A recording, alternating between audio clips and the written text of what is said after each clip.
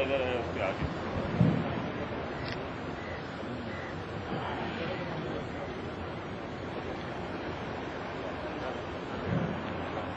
الحمد لله نحمده ونستعينه ونستغفره ونؤمن به ونتوكل عليه ونعوذ بالله من شرور أنفسنا ومن سيئات أعمالنا من يهده الله فلا مضل له ومن يضلله فلا هادي له وأشهد أن لا إله إلا الله وحده لا شريك له وأشهد أن سيدنا ونبينا ومولانا محمدا عبده ورسوله صلى الله تعالى عليه وعلى آله وأصحابه وبارك وسلم تسليما كثيرا. أما بعد فأعوذ بالله من الشيطان الرجيم. بسم الله الرحمن الرحيم. ما آتاكم الرسول فخذوه وما نهاكم عنه فانتهوا.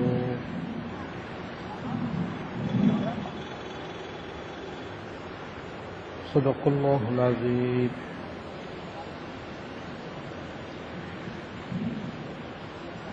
میرے قابل احترام بزرگوں اور محترم خواتین، گزشتہ اتوار کو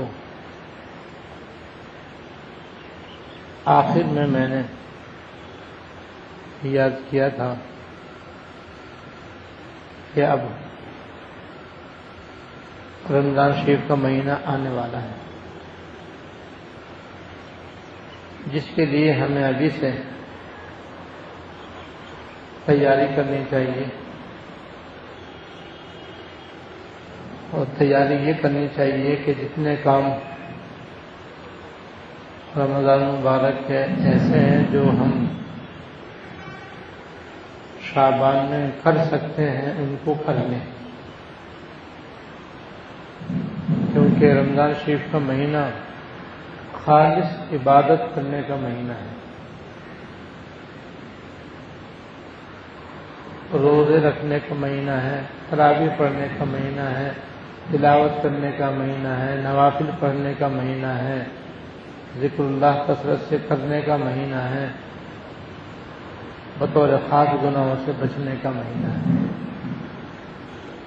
دن رات اللہ تعالیٰ کے رحمتیں برستی ہیں، ایمانداروں کی روزی میں غیر معمولی اضافہ کیا جاتا ہے، اور اس ماہ میں اللہ پاک نے ایک رات ایسی رکھی ہے جس کو شب قدر کہتے ہیں، اس کا بڑا ثواب ہے. یہ جب ہوگا جب ہم کچھ اپنے آپ کو دنیا کے کاموں سے فارغ کریں گے. اگر دنیا کے کام جیسے اب ہو رہے ہیں ویسے ہی رمضان میں بھی ہوتے رہے تو پھر جو رمضان شریف کا حق ہے وہ ہم سے ادا نہیں ہو سکتی. رمضان شریف میں اللہ پاک نے جو آخری عشرے کا اعتکاف رکھا ہے وہ بھی اسی لیے رکھا ہے تاکہ اعتکاف میں بیٹھنے والے زیادہ سے زیادہ اپنی آخرت کو بنا لیں اور اللہ پاک کو راضی کر لیں، اپنی مغفرت کرا لیں، اپنے آپ کو دوزخ سے بری کرا لیں، جنت حاصل کر لیں. اور رمضان شریف کی یہ برکتیں شعبان کی 15 تاریخ کی شب سے شروع ہو جاتی. شعبان کی 15 تاریخ کی جو رات ہے یہ سال کی 5 مبارک راتوں میں سے ایک رات،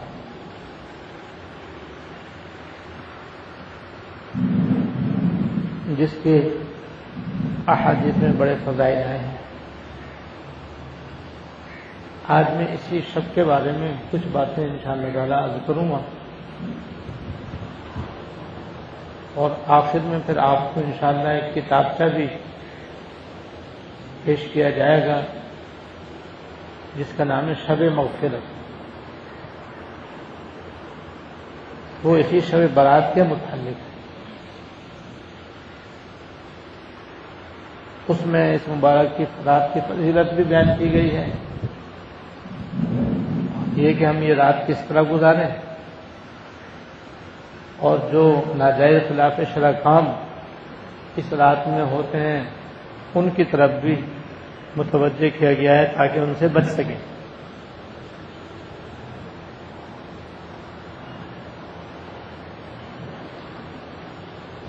ایک روایت میں ہے کہ سال میں 5 راتیں ایسی ہیں، سال میں 5 راتیں ایسی ہیں جو شخص ان راتوں میں جاگ کر عبادت کرے تو اللہ تعالیٰ اس کے لیے جنت واجب کر دیتے ہیں۔ یعنی یہ اللہ جل شانہ کا فضل ہے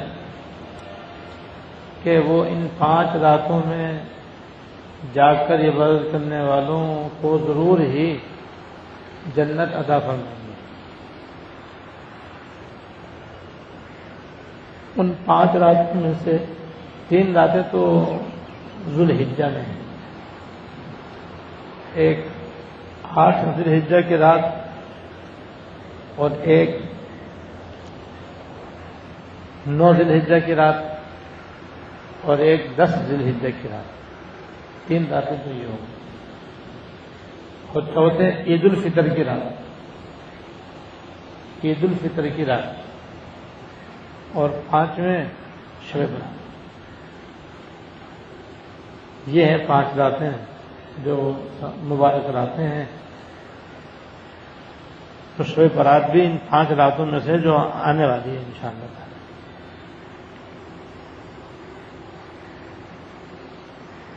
اور ایک روایت میں یہ ہے،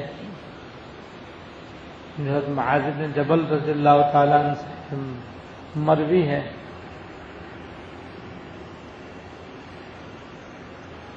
کہ جب شعبان کی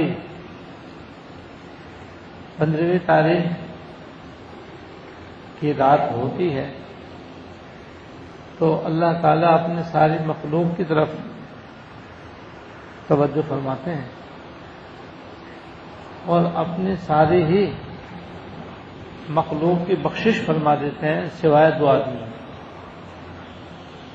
ایک کینہ رکھنے والے کی اور دوسرے شرک کرنے والے۔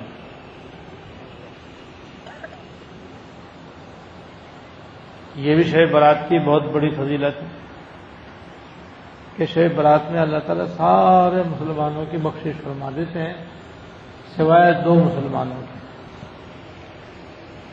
ایک وہ مسلمان مرد عورت جس کے دل میں کسی مسلمان سے کینہ یا بغض ہو،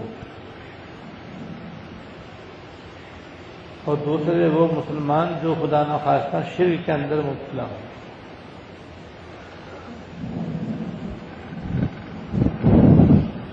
لہذا معلوم ہوا کہ اس رات کی فضیلت حاصل کرنے کے لیے ضروری ہے کہ آدمی ان دونوں گناہوں سے بچے، شرک سے بھی بچے اور کینہ رکھنے سے بھی بچے۔ اب یہ سمجھنا چاہیے کینہ کسے کہتے ہیں تاکہ اس سے بچنا آسان ہو۔ کینہ اور بغض ایک ہی چیز، کینہ اور بغض ایک ہی چیز، اور کینہ اور بغض اسے کہتے ہیں کہ جب آدمی کی کسی سے رنجش ہو جاتی ہے یا کسی سے لڑائی ہو جاتی ہے کہ کسی سے جھگڑا ہو جاتا ہے تو اس لڑائی جھگڑے کے نتیجے میں آدمی کے دل میں اس کی نفرت آ جاتی ہے، آدمی کو اس سے نفرت ہو جاتی ہے۔ چاہے بھائی کیوں نہ ہو، بہن ہی کیوں نہ ہو، لیکن لڑائی جھگڑے سے دل میں نفرت پیدا ہو جاتی، اور یہ نفرت پیدا ہو جانا تو کوئی گناہ نہیں ہے، کیونکہ یہ تو فطری بات ہے۔ جب کوئی کسی کے گھونسا مارے گا اور چانٹا مارے گا تو وہ ہنسے گا نہیں، تو انسان کی فطرت ہے کہ ہنسی کی اور خوشی کی بات سے خوش ہوتا ہے، تکلیف کی بات سے یہ متنفر ہوتا ہے۔ لیکن اس نفرت کے بعد اگر وہ معاف نہیں کرتا ہے یا بدلہ نہیں لیتا ہے، اگر وہ بدلہ نہیں لیتا ہے یا معاف نہیں کرتا ہے، تو پھر اندر ہی اندر یہ نفرت آگے بڑھ کر کے جس سے لڑائی ہوئی ہے یا جس سے تکلیف پہنچی ہے، آدمی اس کی برائی چاہنے لگتا ہے، جس کو کہتے ہیں بدخواہی، برا چاہنا،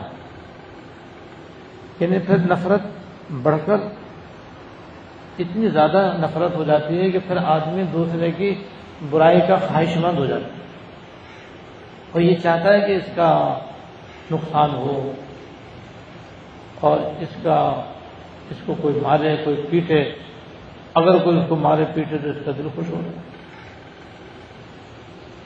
اگر کوئی اس کا نقصان ہو جائے تو اس کا بڑا دل خوش ہوتا ہے، کہتا ہے دیکھا مجھے اس نے مارا تھا، اللہ نے میرا بدلہ لے لیا۔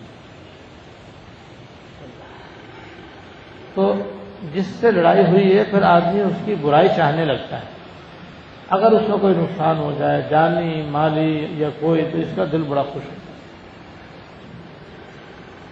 اس برا چاہنے کو کینہ کہتے ہیں، اس برا چاہنے کو بغض کہتے ہیں، اور یہ حرام گناہ کبیرہ ہے۔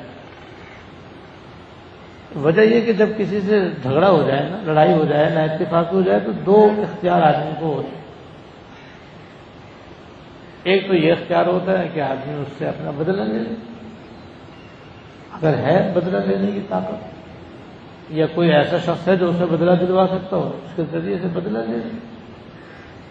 جب آدمی کو بدلہ مل جاتا ہے دل ٹھنڈا ہو جاتا ہے، اور اگر بدلہ نہیں لے سکتا تو پھر اعلیٰ درجہ یہ کہ اللہ کی رضا کے واسطے معاف کر کے دل صاف کر لے۔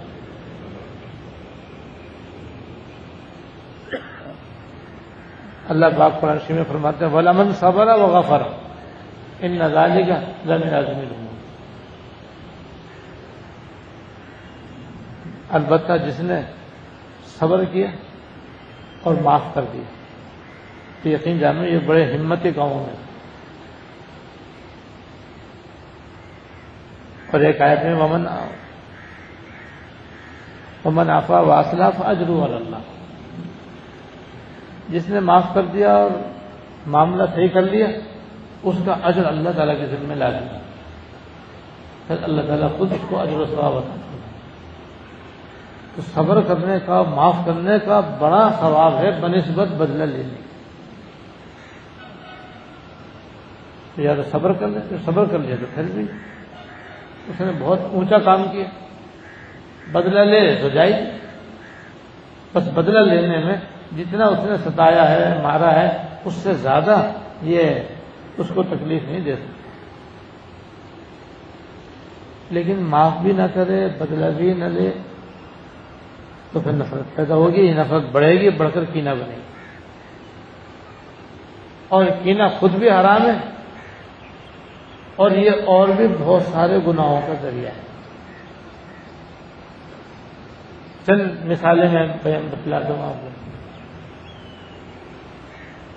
کہ جب دل میں کسی کے خدا نخواستہ کینہ ہو جاتا ہے یا بغض پیدا ہو جاتا ہے تو اس کے بعد حسد کا گناہ اس کے دل میں پیدا ہوتا ہے۔ جس سے لڑائی ہوئی ہے، جس سے جھگڑا ہو، اس سے اس کے دل میں حسد پیدا ہو جاتا ہے۔ اب اس کی ہر اچھائی اس کو بری لگتی ہے، یہ اندر ہی جلتا ہے اس کو دیکھ کر کے اس کے کھانے سے، اس کے پینے سے، اس کے پہننے سے، اس کے رہنے سے، اس کی ہر چیز سے اس کو حسد ہونے لگتا ہے۔ اور حسد خود مستقل ایک گناہ کبیرہ ہے اور ناجائز۔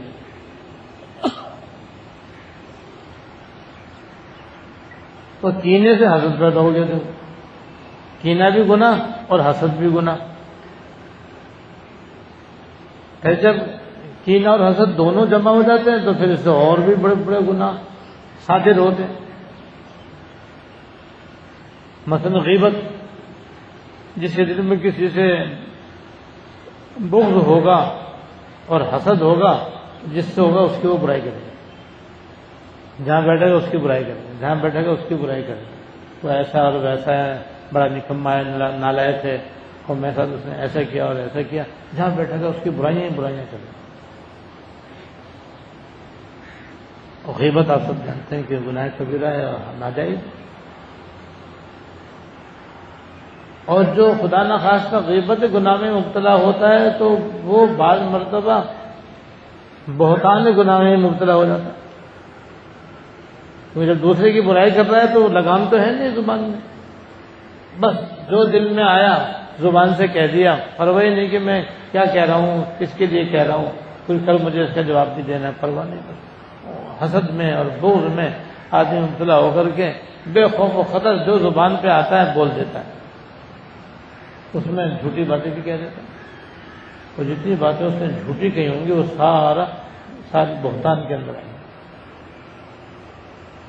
بہتان، الزام، یہ سب اس کے اندر آ جائے۔ وہ بہتان بھی تو گناہ ہے۔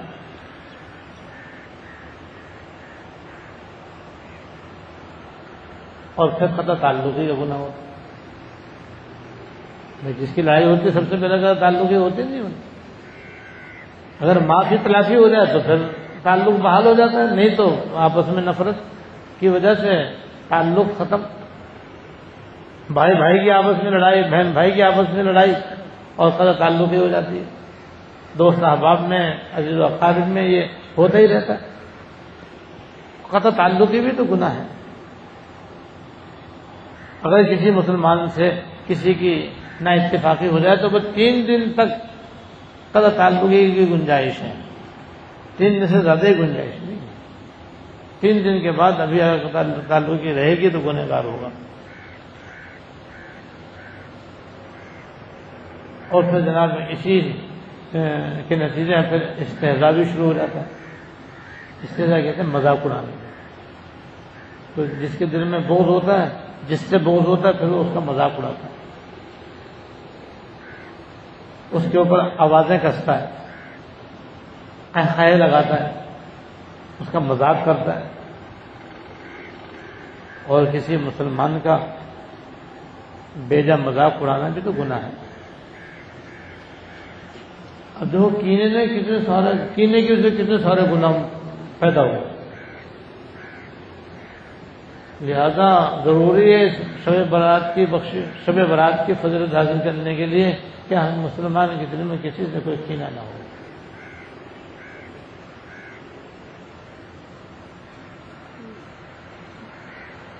حضرت انس رضی اللہ تعالیٰ عنہ سے روایت ہے، حضرت انس رضی اللہ تعالیٰ عنہ سے روایت ہے، وہ فرماتے ہیں کہ سرکار دو عالم صلی اللہ علیہ وسلم نے فرمایا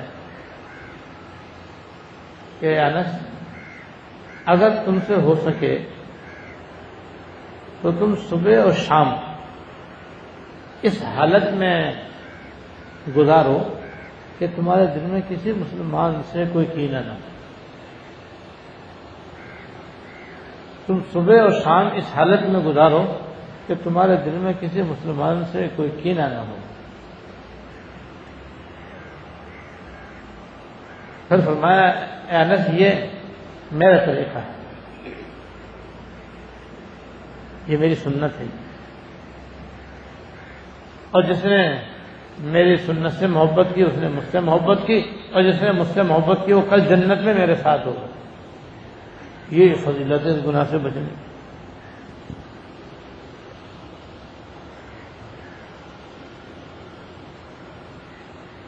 اس لیے ہر مسلمان کا دل دوسرے مسلمان سے کینے اور بغض سے بالکل صاف ہونا چاہیے. ایسے اس رات میں مشرک کی بخشش نہیں ہوگی. اور شرک کی دو قسمیں ہیں، ایک شرک جلی اور ایک شرک خفی.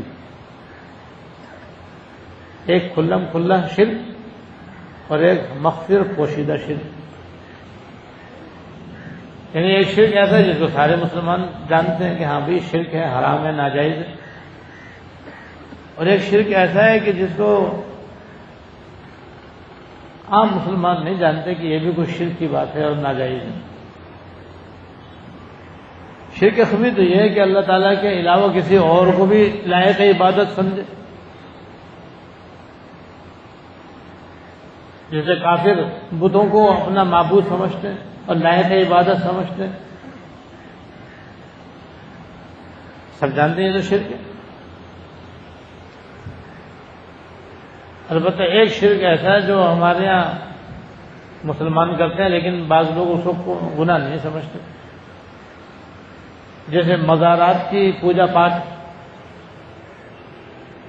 بزرگوں کے مزاروں پہ جاتے ہیں اور وہاں پہ منتیں مانگتے ہیں ان بزرگ کی، اور ان کے مزار کو سجدہ کرتے ہیں، رکوع کرتے ہیں، ان کی چوکھٹ کو چومتے ہیں اور ان سے مانگتے ہیں. اور ان کا یہ جملہ مشہور ہے کہ ہماری سنتا نہیں، ان کی ٹالتا نہیں. ہماری معاذ اللہ اللہ تعالیٰ ہماری بات تو سنتے نہیں ہیں، اور یہ بزرگ کہتے تو اللہ تعالیٰ مجبور ہے ان کی بات ماننے پہ. الیاذ باللہ. جیسے کہتے ہیں ہماری سنتا نہیں، ان کی ٹالتا نہیں.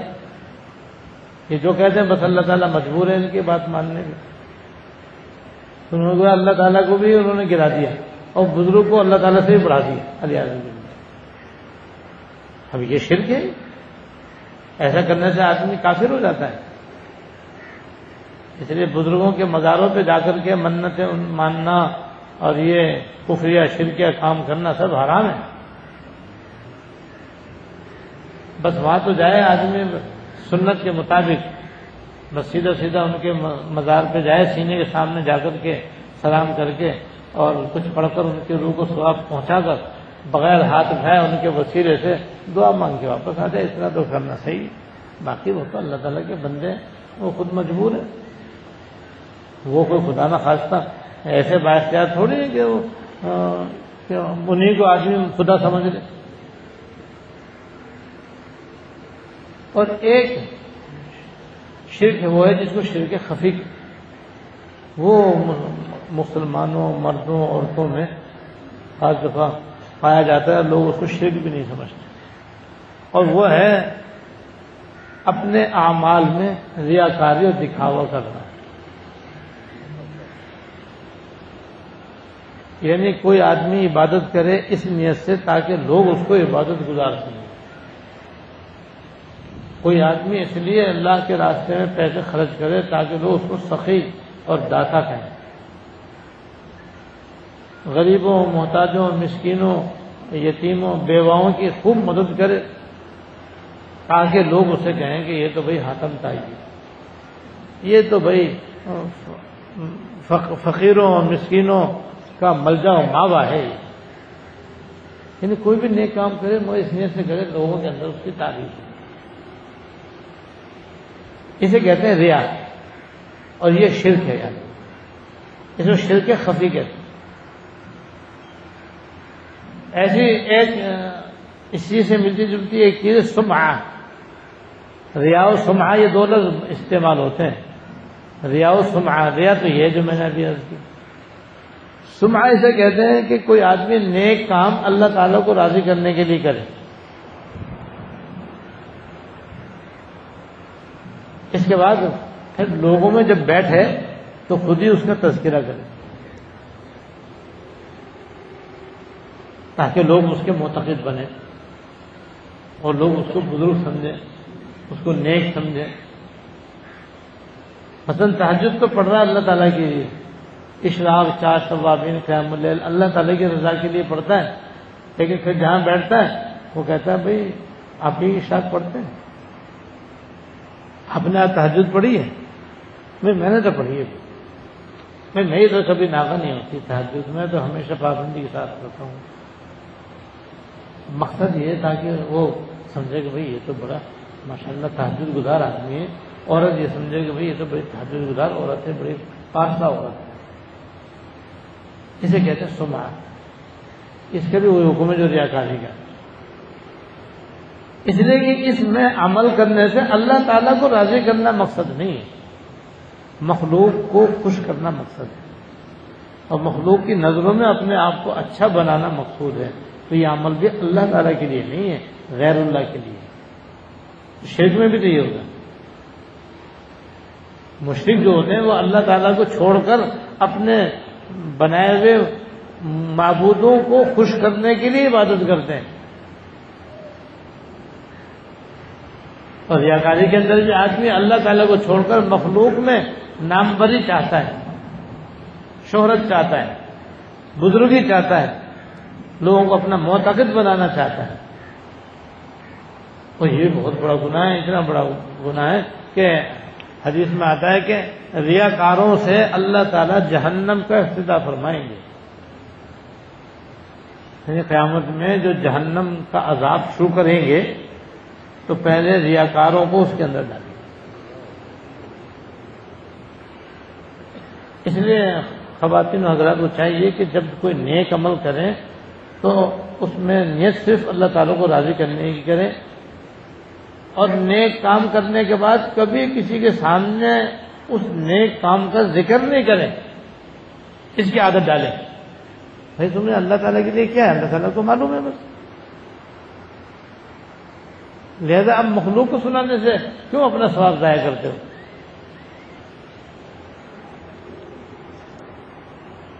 اور دوسری حدیث میں مزید 5 آدمیوں کا ذکر ہے جن کی اس رات میں بخشش نہیں ہوگی،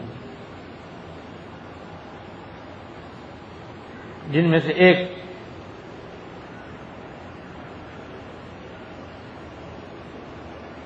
قطع رحمی کرنے والا۔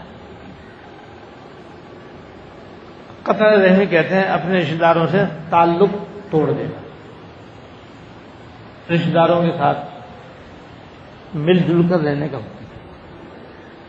خاص طور سے جتنا رشتہ قریب کا ہو اتنے ہی زیادہ اس کے ساتھ محبت اور تعلق رکھنے کا حکم ہے۔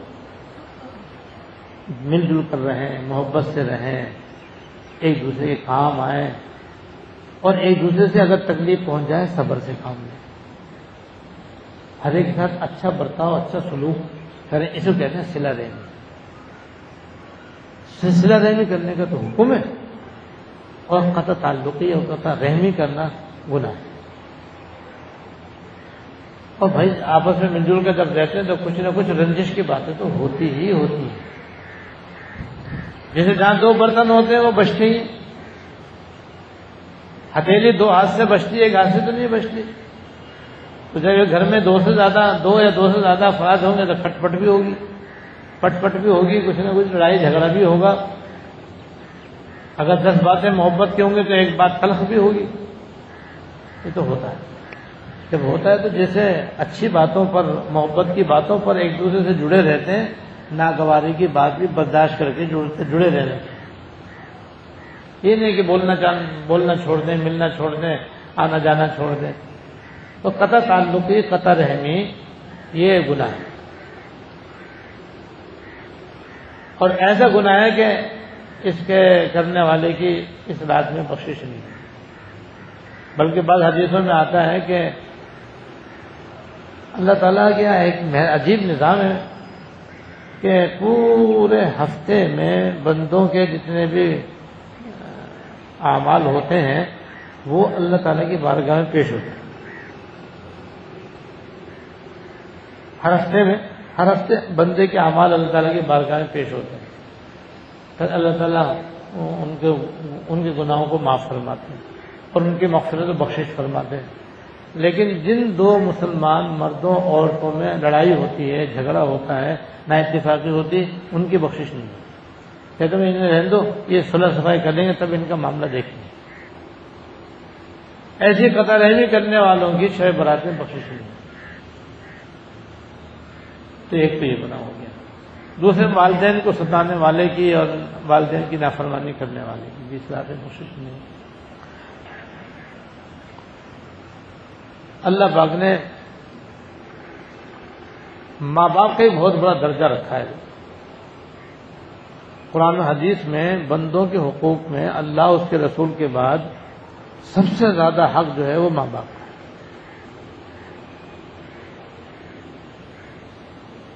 یہاں تک کہ پیر کا بھی اتنا حق نہیں، یہاں تک کہ استاد کا بھی اتنا حق نہیں۔ پیر کا اور استاد کا حق بھی ماں باپ کے حق سے کم ہے۔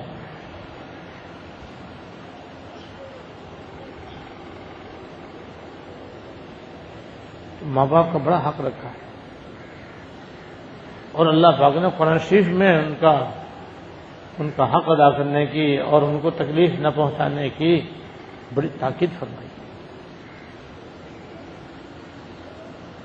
اس لیے اگر ماں باپ زندہ ہوں تب بھی، اگر وفات پا گئے ہوں تب بھی ہر مسلمان مرد عورت کو چاہیے کہ وہ اپنے ماں باپ کا حق ادا کرنے میں مشغول رہے۔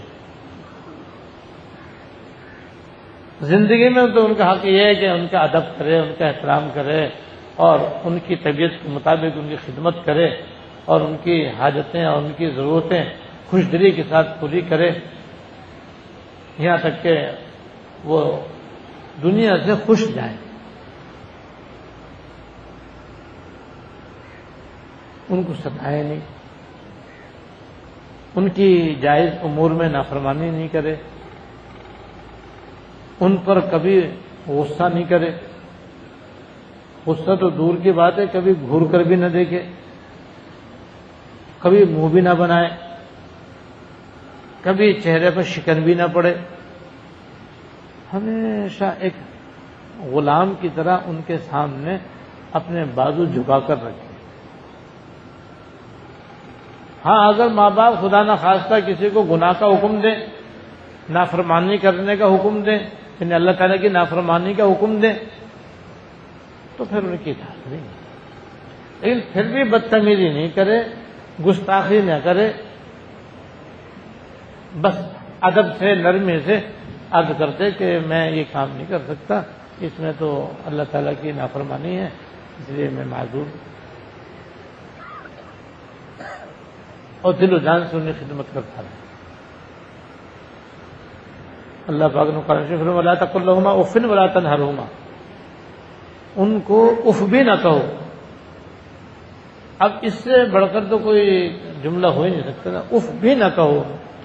سب سے کمتر بات جو ہے وہ یہ آدمی کی یہ کہ وہ کوئی بات کہ اف آدمی کی زبان سے نکلی، یہ بھی نہیں کہو۔ اللہ تعالیٰ یہ فرمائے وَلَا تَقُل لَّهُمَا اُفٍّ، ان کو اف بھی مت کہو، وَلَا تَنْهَرْهُمَا، اور ان کو جھڑکو بھی نہیں، وَقُل لَّهُمَا قَوْلًا كَرِيمًا، اور ان سے شفقت بھری بات ہے۔ تو ماں باپ کا بہت بڑا درجہ ہے بھائی۔ آج جیسے اور بندوں کے حقوق میں کوتاہی عام ہے، اسی طرح ماں باپ کے ساتھ ستانے کا معاملہ بھی عام ہے۔ بہت کم اولاد ایسی ہے جو اپنے ماں باپ کی فرما بردار ہو، تابع دار ہو، خدمت گزار ہو اور ان سے دعا لینے والی ہو۔ عام طور پر جو اولاد آج کل گھروں کے اندر موجود ہے وہ ماں باپ کی نافرمان، گستاخ اور تکلیفیں پہنچانے والی ہے، لا ماشاء اللہ۔ ماں باپ کی تو یہ فضیلت ہے کہ اگر اولاد ان کے چہرے پر ایک نظر محبت سے ڈالے، شفقت سے ڈالے کہ یہ میرے ماں باپ، تو ایک نظر پہ اللہ تعالیٰ ایک مقبول حج کا ثواب عطا کرے، ایک مقبول حج کا ثواب ہے۔ صبح شام تک جو اولاد ساتھ رہتی ہے وہ تو 20 مرتبہ نظر ڈالتی، تو 20 دفعہ نظر ڈالے تو 20 حج کا ثواب ہو گیا۔ اتنا بڑا ثواب ہے، اتنی بڑی فضیلت ہے۔ حدیث میں آتا ہے کہ جس نے اپنے ماں باپ کو بڑھاپے کی حالت میں پایا، دونوں کو یا جن میں سے کسی ایک کو، تو وہ اس کے لیے جنت یا جہنم کا دروازہ ہے۔ جس نے ان کی خدمت کی، ان کی اطاعت کی، ان کو خوش رکھا، اس کے لیے وہ جنت کا دروازہ ہے، اور جس نے ان کو ستایا، پریشان کیا، تکلیفیں پہنچائیں، وہ اسے جہنم کا دروازہ ہے۔ تو ماں باپ کا حق تو یہ زندگی میں بھی ہے اور مرنے کے بعد بھی ہے۔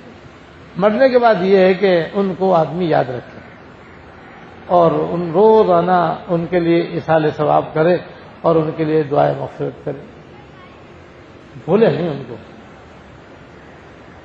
جیسے ماں باپ زندگی بھر اپنی اولاد کو نہیں بھولتے، تو ان کے مرنے کے بعد اولاد کو بھی اپنے ماں باپ کو یاد رکھنا چاہیے، بھولنا نہیں چاہیے۔ ہمارے حضرت رحمۃ اللہ علیہ بانی دارالعلوم کراچی رحمہ اللہ، وہ سناتے تھے اپنی اخیر عمر میں، جب حضرت کی عمر 80 سال سے زیادہ ہو گئی، اس وقت حضرت نے ایک مرتبہ یہ سنایا کہ بھئی جب میرے والد صاحب کا انتقال کا وقت قریب آیا، حضرت کے نام والد صاحب ہیں حضرت مولانا محمد یاسین صاحب رحمۃ اللہ علیہ، میں حضرت والد صاحب قریب ہی بیٹھا ہوا تھا، حضرت والد صاحب آنکھ بند کے لیٹے ہوئے تھے، تھوڑی دیر میں آنکھ کھولی اور فرمایا محمد شفیع بھول تو سبھی جایا کرتے، تم ذرا جلدی نہ بھولو، بھول تو سبھی جایا کرتے ہیں، تم ذرا جلدی نہ بھولنا، مجھے یاد رکھنا، ایصال ثواب کرتے رہنا۔ فرماتا میری 80 سال کی عمر ہو گئی ہے، آج بھی مجھ کو اپنے والد صاحب کا جملہ ایسا یاد ہے جیسے ابھی فرمایا۔ کوئی ماں باپ کہیں بھی آتے کہ مرنے کے بعد بھی ان کو یاد رکھا جائے۔ اگر ان کا مزار قریب میں ہو جہاں جانا آسان ہو تو بھائی ہفتے میں، 15 دن میں، مہینے میں ان کے مزار پہ بھی جانا چاہیے، وہاں جا کر کے سلام کر کے اور کچھ پڑھ کر ان کے روح کو بخشنا چاہیے۔ اور اگر دور ہوں تو پھر بھائی ایصال ثواب تو ہر جگہ سے ہو سکتا ہے۔ اور تیسرا آدمی وہ ہے، اللہ بچائے، جس کی اس رات بخشش نہیں ہوگی، جو شراب پینے کا عادی ہے۔ اور چوتھے وہ آدمی جو ناحق کسی کو قتل کر دے۔ تو ناحق قتل کرنا بھی آج کل ناحق قتل کرنا تو عام ہو گیا، انسان کی جان مکھی مچھر سے بھی زیادہ بے قیمت ہو گئی ہے، جس کو چاہتا ہے، جو چاہتا ہے، جہاں چاہتا ہے قتل کر دیتا ہے۔ لیکن یہ کوئی معمولی بات نہیں، یہ تو ساری انسانیت کو قتل کرنے کے برابر گناہ ہے، حرام ہے اور ناجائز ہے، گناہ کبیرہ ہے، اللہ بچائے۔ البتہ ایک گناہ اور بھی ہے جو اس حدیث میں بتایا گیا ہے، جس کی اس رات میں بخشش نہیں ہوگی، وہ ہے اپنے شلوار ٹخنے، وہ مرد جو شلوار ٹخنے سے نیچے رکھے۔ یہ گناہ ایسا ہے جو ہمارے معاشرے کے اندر بہت کثرت سے پایا جاتا ہے، کیونکہ 99% مردوں کا حال یہ ہے کہ وہ شلوار ٹخنے سے نیچے ہی رکھنے کے عادی ہیں۔ کمبخت پتلون تو ہے ہی ایسی منحوس کہ ہوتی ہی وہ شل ٹخنے سے نیچے، لہذا جو مسلمان پینٹ پتلون پہننے والے ہیں وہ تو بیچارے مسکین 24 گھنٹے گناہی میں مبتلا ہے کہ ان کی شلوار ٹخنے سے نیچے، جب نیچے ہے تو بس گناہ میں مبتلا ہے۔ لیکن ہاں شلوار اور پاجامہ اور احمد البتہ ایسا ہے کہ اس کی بناوٹ ایسی نہیں ہے جو چاہو یا نہ چاہو ٹخنے سے نیچے ہی ہو، تو مرضی پہ ہوتا ہے، آدمی چاہے اوپر کر لے چاہے نیچے کر لٹکا لے۔ لیکن اس میں بھی اکثر مسلمان مردوں کا یہ حال ہے کہ وہ اپنی شلوار عام طور پر ٹخنے سے نیچے رکھنے کے عادی ہوتے ہیں۔ بہت کم مسلمان وہ ہیں جن کے دل میں خوف خدا ہو اور وہ اپنے شلوار تہمد ٹخنے سے اوپر رکھتے ہیں، بہت کم ہیں۔ اور بعض مسلمان مرد ایسے بھی ہیں جو صرف نماز میں اوپر کر لیتے، نماز کے بعد نیچے کر لیتے، یہ بھی غلط ہے۔ مرد کو جو حکم ہے شلوار ٹخنے سے اوپر رکھنے کا، یہ نماز کے اندر بھی ہے، نماز کے باہر بھی ہے۔ جو یہ سمجھتے ہیں کہ بس نماز کے اندر ہے، نماز کے باہر نہیں ہے، بالکل غلط ہے، شیطان کا دھوکہ ہے۔ عورتوں کو تو یہ حکم ہے کہ وہ اپنے ٹخنے شلوار سے چھپا کر رکھیں، عورتوں کو یہ حکم، کیونکہ ان کے ٹخنے صدر کا حصہ ہے، صدر کا چھپانا واجب ہے۔ لہذا عورتوں کو تو یہ حکم ہے کہ ان کی شلوار ٹخنے سے نیچے رہنی چاہیے، اور مرد کو یہ حکم ہے کہ ان کی شلوار ٹخنے سے اوپر رہنی چاہیے۔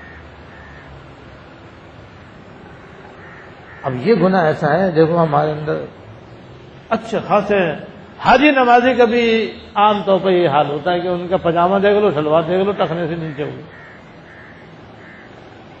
اور یہ گناہ ایسا ہے کہ جو مسلمان اس گناہ میں مبتلا ہوگا شب برات میں اس کی بخشش نہیں ہوگی۔ تو 7 گناہ ہو گئے۔ آخری بات یہ ہے کہ بھئی جب یہ مبارک رات آئے تو کوشش کریں کہ مرد حضرات مغرب اور عشاء کی نماز اور فجر کی نماز جماعت سے پڑھیں، اور پھر مغرب سے عشاء تک مسجد میں اگر سہولت ہے، آسانی ہے تو عبادت میں لگے رہیں، ورنہ گھر جا کر عبادت میں لگے رہیں، اور عشاء کے بعد بھی کچھ دیر مسجد میں لگے رہیں عبادت میں، گھر والوں کو بھی عبادت میں لگائیں۔ عبادت کوئی مخصوص نہیں ہے، کوئی عبادت کسی خاص طریقے سے مقرر نہیں ہے۔ بعض لوگ شب برات میں جو خاص نفلیں خاص طریقے سے پڑھتے ہیں وہ ثابت نہیں، اس طرح بالکل نہیں پڑھنی چاہیے۔ بس سنت کے مطابق نوافل جتنی آسانی کے ساتھ آرام و اطمینان سے پڑھ سکیں پڑھ لیں، تو کچھ تسبیحات پڑھ لیں، کچھ تلاوت کر لیں، کچھ دعائیں کر لیں۔ ساری رات کوئی جاگ سکے تو بہت ہی اچھا، ورنہ جتنی رات بآسانی جاگ سکے جاگیں، اس کے بعد سو جائیں، پھر سحری میں اٹھ جائیں۔ 3 بجے اٹھنا بہت اچھا ہے، 3 بجے اٹھ جائیں، پھر اس کے بعد اٹھ کر کے بھی تہجد پڑھیں، دعائیں کریں، اللہ تعالیٰ سے گڑ گڑائیں، معافی مانگیں، اور پھر سحری کھا کر کے ایک دن کا روزہ بھی رکھ سکتے ہیں، نفل ہے۔ اور فجر کی نماز مرد حضرات بھی جماعت سے پڑھیں تو انشاءاللہ تعالیٰ ان کو ساری رات جاگ کر عبادت کرنے کا ثواب مل جائے گا۔ قبرستان جانا ایک مرتبہ حضور سے ثابت ہے شب برات میں، لہٰذا 1-2 مرتبہ وہ قبرستان چلا جائے تو ٹھیک ہے، لیکن یہ نہیں کہ ہر سال ہر شب برات ہی میں ضرور آدمی قبرستان جائے، یہ کوئی ثابت نہیں ہے۔ اور یہ رات دعا مانگنے کی، مغفرت مانگنے کی، اللہ تعالیٰ سے اس کی رضا مانگنے کی، دوزخ سے آزادی مانگنے کی ہے، یہ رات مانگنے کی ہے بس۔ اور اس بات کی بھی دعا مانگیں کہ اللہ تعالیٰ ہمیں رمضان شریف کا مہینہ بھی صحت کے ساتھ نصیب فرمائے، عافیت کے ساتھ نصیب فرمائے، برکتوں اور رحمتوں کے ساتھ نصیب فرمائے، کہ رمضان شریف بھی ہمیں زیادہ سے زیادہ عبادت و طاعت کے ساتھ نصیب ہو۔ اور اس رات میں حدیث میں آتا ہے کہ آئندہ سال جو کچھ بھی دنیا کے اندر ہونا ہے وہ پہلے سے لوح محفوظ میں لکھا ہوا ہے، وہاں سے نقل کر کے فرشتوں کے حوالے کر دیا جاتا ہے کہ اب آئندہ سال فلاں کام کرنے، کسی کا انتقال ہونا ہے تو اس رات میں لکھ دیا جاتا ہے کہ اس سال اتنے مرد عورت جو ہیں وہ بچے بوڑھے وفات پائیں گے، کس کے یہاں اولاد ہوگی، کس کا نکاح ہوگا، کس کے طلاق ہوگی، کس کی منگنی ہوگی، کس کو کتنی روزی ملے گی، کون بیمار ہوگا، کون صحت یاب ہوگا، کون حج کرے گا، کون عمرہ کرے گا، سارے کام 1 سال کے جو آئندہ ہونے والے ہیں وہ سارے لوح محفوظ سے نقل کر کے فرشتوں کے حوالے کر دیے جاتے ہیں۔ اور تقدیر معلق کے بارے میں علماء فرماتے ہیں کہ اگر آدمی دعا مانگے تو وہ تقدیر بھی بدل جاتی ہے۔ اگر کسی کی موت لکھی ہے اور وہ دعا کرے گا تو اللہ تعالیٰ اس کی عمر میں اضافہ فرما دے گا۔ کسی کی روزی کم ہونا لکھا ہے، دعا مانگے تو اللہ تعالیٰ اس کی روزی میں اضافہ فرما دیں گے۔ کسی کا بیمار ہونا لکھا ہے تو اللہ تعالیٰ دعا سے اس کی بیماری دور فرما دیں گے۔ تو یہ تقدیری امور بھی اسی رات میں فرشتوں کے حوالے ہوتے ہیں، تو دعا مانگ کے آدمی اس میں حسب منشا تبدیلی کرا سکتا ہے۔ اور باقی جو ناجائز خلاف شرع کام ہوتے ہیں بھائی ان سے بچنا چاہیے، جیسے آتش بازی ہے اس سے بچنا چاہیے، حلوہ بنایا جاتا ہے بڑے زور شور سے، اس سے بچنا چاہیے، پٹاخے چھوڑے جاتے ہیں اس سے بچنا چاہیے، چراغاں کیا جاتا ہے اس سے بچنا چاہیے۔ اللہ تعالیٰ ان سب گناہوں سے بچنے کی توفیق عطا فرمائے۔ وآخر دعوانا الحمد للہ رب العالمین۔ اللہم لک الحمد لا نحصی ثناء علیک انت کما اثنیت علی نفسک، اللہم لک الحمد لا نحصی ثناء علیک أنت كما أثنيت على نفسك اللهم لك الحمد لا نحصي ثناء عليك أنت كما أثنيت على نفسك اللهم صل على سيدنا ومولانا محمد وعلى آل سيدنا ومولانا محمد وبارك وسلم ربنا ظلمنا أنفسنا وإن لم تغفر لنا وترحمنا لنكونن من الخاسرين ربنا آتنا في الدنيا حسنة وفي الآخرة حسنة وقنا عذاب النار ربنا هب لنا من أزواجنا وذرياتنا قرة أعين واجعلنا للمتقين إماما اللهم اغفر لنا وارحمنا وعافنا واعف عنا یا ارحم الراحمین یا رب العالمین یا حی یا قیوم یا ذی الجلال والاکرام ہم سب کے اگلے اور پچھلے چھوٹے اور بڑے خفی علانیہ ہر قسم کے گناہوں کو معاف فرما یا اللہ ہمیں شب برات بھی عافیت کے ساتھ نصیب فرما یا اللہ عافیت کے ساتھ شب برات بھی نصیب فرما اور اس مبارک رات کی برکتوں رحمتوں مغفرتوں سے مالا مال فرما اور اس رات میں جن گناہوں کا کرنے والوں کی مغفرت نہیں ہوتی یا اللہ ہمیں ان گناہوں سے بچنے کی توفیق عطا فرما دیگر گناہوں سے بھی اللہ بچنے کی توفیق عطا فرما دیگر گناہوں سے بھی اللہ ہمیں بچنے کی توفیق عطا فرما یا ارحم الراحمین یا رب العالمین یا ارحم الراحمین ہمیں اس رات کی برکتوں سے مالا مال فرما اس کی قدر کرنے کی توفیق عطا فرما رمضان شریف کی یا اللہ پہلے سے تیاری کرنے کی توفیق عطا فرما اپنے مرضیات کے مطابق زندگی گزارنے کی توفیق عطا فرما یا اللہ اس پورے سال میں جتنی مرتبہ آپ نے ہمیں یہاں جمع ہونے کی توفیق عطا فرمائی اپنی رحمت سے ہر جمع ہونے کو قبول فرما یا اللہ اپنی رحمت سے قبول فرما یا اللہ اپنی رحمت سے قبول فرما آئندہ بھی ہمیں یہاں پر اپنی رضا کے لیے آپ کے دین کی باتیں سننے اور سنانے کے لیے اور ان پر عمل کرنے کے لیے جمع ہونے کی توفیق عطا فرما یا اللہ ہمارے اس بیٹھنے کو اپنی رحمت سے قبول فرما یا اللہ اس سننے سنانے کو بھی اپنی رحمت سے قبول فرما